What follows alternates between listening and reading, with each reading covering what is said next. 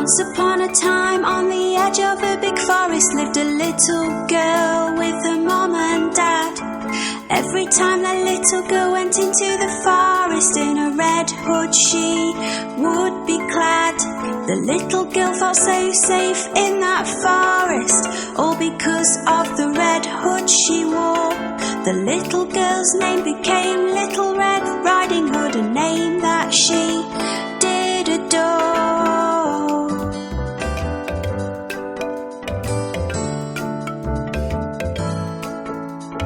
One day the little girl's mom baked a cake all tasty and sweet. It was a present for Little Red Riding Hood's grandmother as a treat. Grandma lived on the other side of the forest, so her mum told her to go, as long as she stuck to the pathway and went fast and not too slow.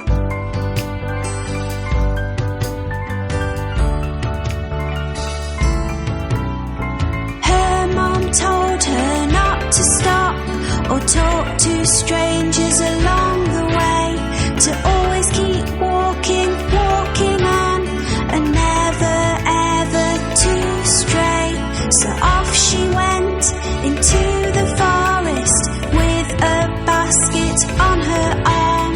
Her mum hoped Little Red Riding Hood would not come to any harm.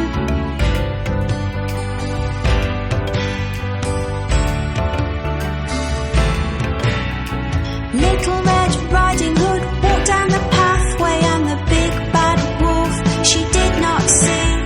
The wolf was very, very hungry and watching her from in front of a tree. He was thinking of eating her and trying his best to take a look at which way and which pathway Little Red Riding Hood took.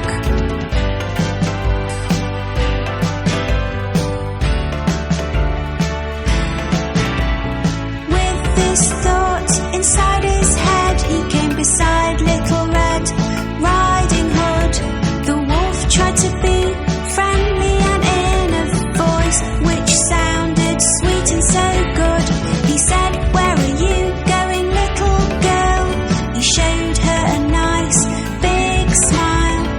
"To my grandmother's place," she said, "it will take me a little while."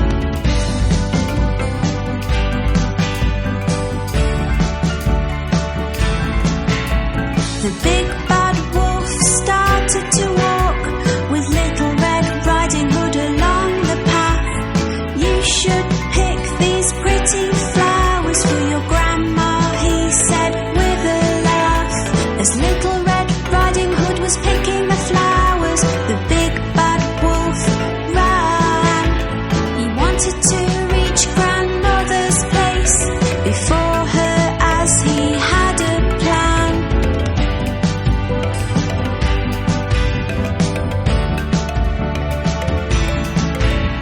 The big bad wolf arrived at grandmother's place and knocked upon the door. Grandmother said, "Who is it?" She thought she knew but could not be sure.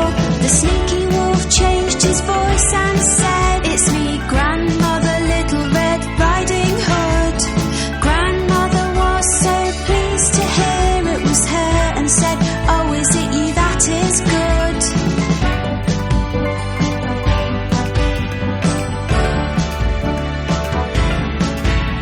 The door was unlocked, so the wolf went in, and grandmother was shocked.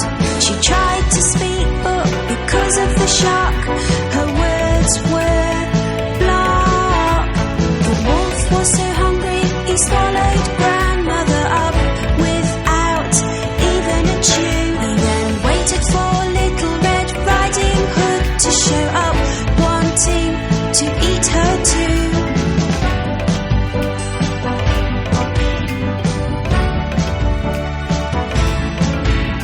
The wolf dressed himself in grandmother's clothes and jumped into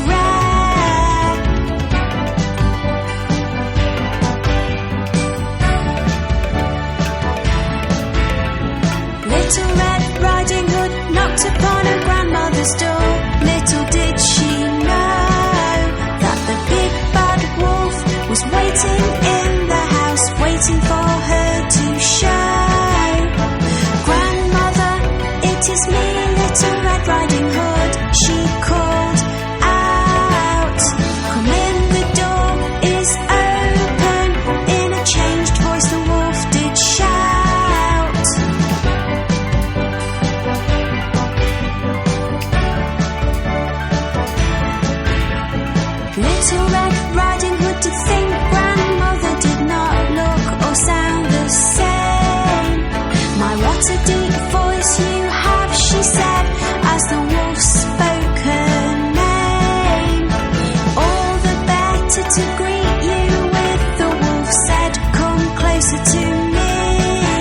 My, what big eyes you have, she said, the wolf said, all the better for me to see.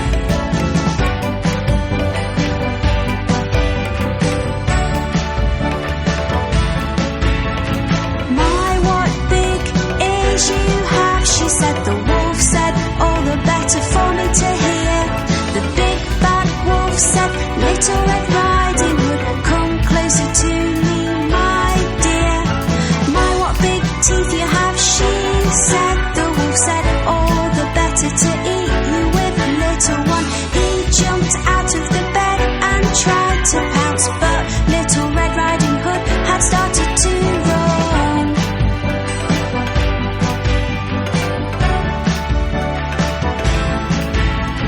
Little Red Riding Hood was very scared, and from the house she ran and ran. She went as fast as she could until she saw a man. He was a woodcutter chopping wood, doing his job close by. A big bad wolf ate my grandmother. Little Red Riding Hood did cry.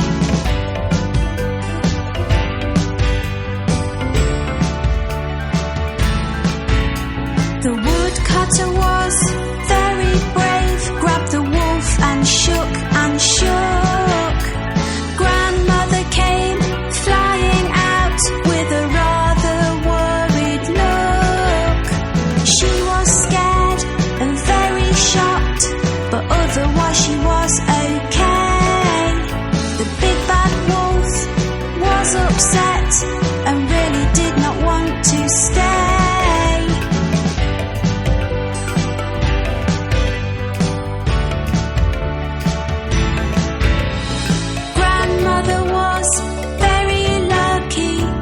Was Little Red Riding Hood.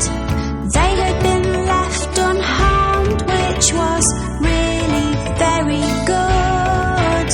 The big bad wolf ran into the forest and hopefully would not be seen, because he was very frightening and he was very mean.